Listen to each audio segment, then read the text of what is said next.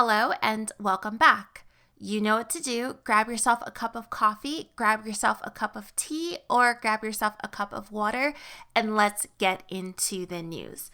Okay, so we've been talking a lot about Prince Harry, Meghan Markle, and their very dramatic exit from the British royal family. I wanted to point out some of the very serious mistakes that these two have made thus far and how it could affect them moving forward. First, let's be very clear that all press is not good press when it comes to major foundations and getting funding. Think about any type of financial investment. Let's say you want to invest in the stock market or you want to purchase a home. What are you looking for? You are looking for a steady track record. You are looking for a solid foundation. You are looking for stability.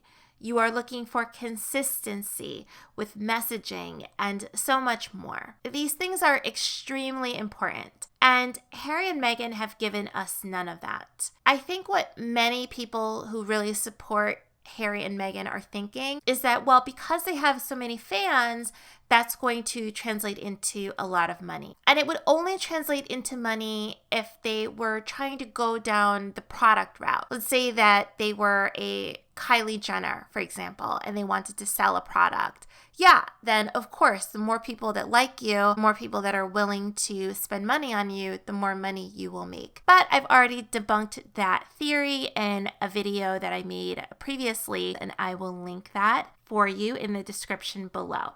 So let's go right into the issue with their website. Harry and Meghan said in their January Instagram statement that they had been thinking about leaving the royal family as senior working members for months. According to them, they were in talks with the royal family for months about this. So why on earth would they create a brand new website and launch it when their negotiations with the palace were not complete? They had to have thought about the possibility of them not getting everything they wanted, right? Did they actually think that they were going to be able to get one over on Buckingham Palace by launching their website first? I have no idea. But it doesn't even matter because the palace still told them that they couldn't use the word royal, that they would have to rebrand. And now they have gotten themselves into a position where they have already put themselves out there as a brand, and they have put all of these future plans out into the world under this brand.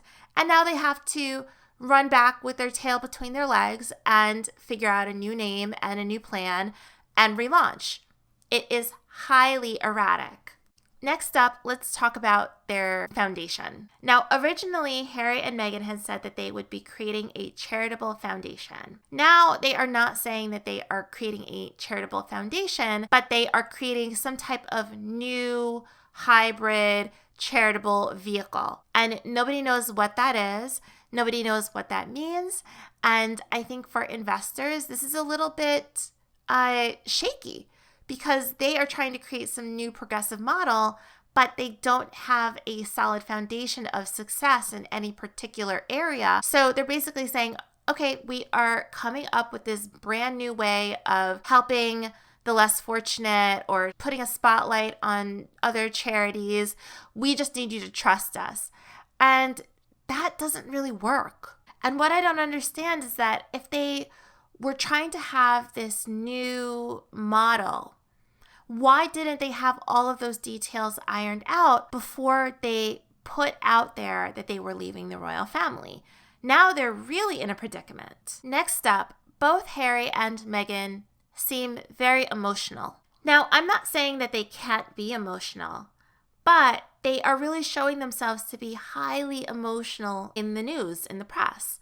And yes, this might garner some sympathy from some people, but it also makes them seem very unstable, especially when you're talking about donors giving significant amounts of money to them. There, of course, was the interview that they did in South Africa, but also their new website update. It was very emotional. In particular, the bit about them not being allowed to release details sooner.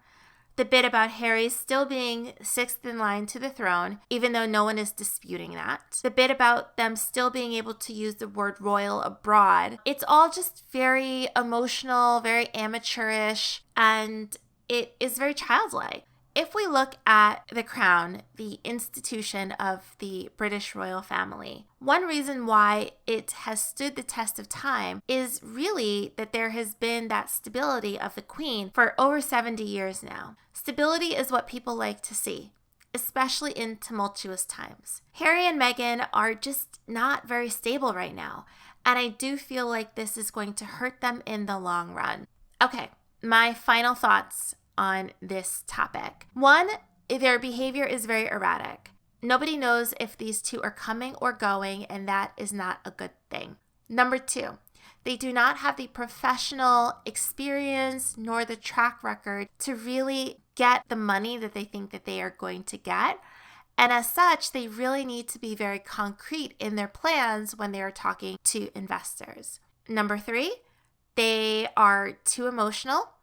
And for most people, that overly emotional attitude doesn't really feel stable. Let me know your thoughts. What other mistakes do you think that Prince Harry and Meghan Markle have made in their departure from the British royal family? And I will see you in the next video.